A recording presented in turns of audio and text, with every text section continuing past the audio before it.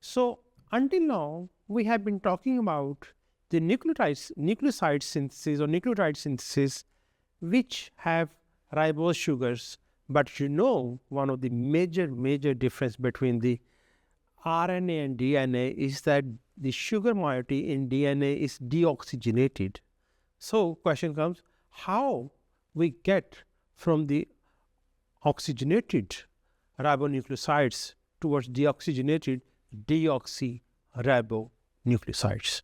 So here we, of course, one of the things is that you have to have a purine or pyrimidine nucleoside, and specifically the nucleoside used for this purpose are the dinucleosides, diphosphate nucleosides, whether it's GDP, whether it's ADP, and so on and so forth. The enzyme involved is the ribonucleotide reductase. This is the enzyme involved. What has happened actually? This is the on the carbon atom number 2. This oxygen is removed when we want to form the deoxyribonucleoside diphosphates. You can see here that this is deoxygenated. This enzyme is a very, interesting, complex enzyme. It consists of two subunits, R1 and R2. As far as the reduction process is concerned, they reduce both purine and the pyrimidine. It's not only the purines, but also the pyrimidine nucleosides are also reduced in the same way. And the hydrogen atoms which are used for this reduction process or deoxygenation process, that are obtained from the thyrodoxine. So thyrodoxine, once it have given its hydrogen atoms, it then regenerated its hydrogen atoms which are from the NADPH. As far as,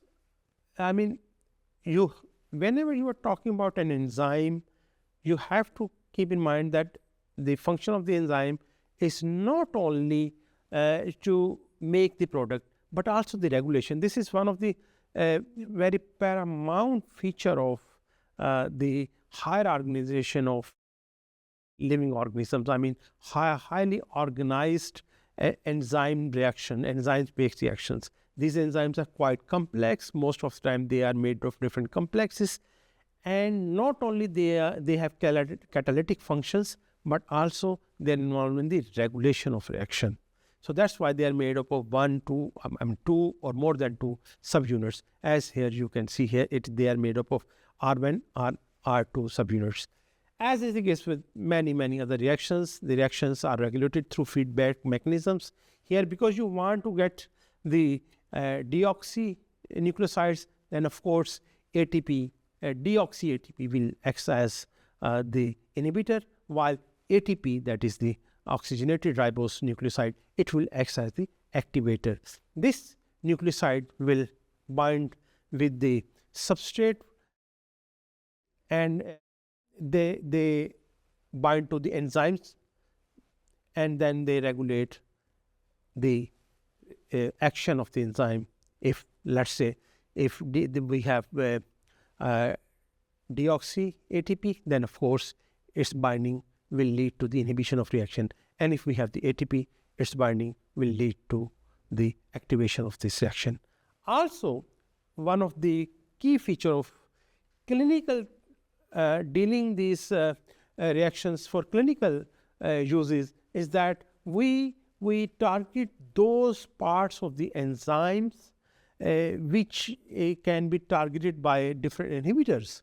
For instance, in the case of cancer, we have been saying it again and again, cancer is, the hallmark of cancer is the growth of the cell. The cell undergo replication, dividing, and their uncontrolled division is going on. And one way to inhibit that division is that you inhibit the formation of the DNA. And one way here is that, as you can see here, what if we target the enzyme here, like ribonucleoside reductase? if we target that enzyme through an inhibitor which inhibits its function, one of this is, for example, hydroxyurea. It is also used to treat the cancer. It inhibits the action of this enzyme, and as a result, the nucleosides, deoxynucleosides, are not formed and no DNA formation will take place, which will ultimately lead to the treatment of this very lethal disease.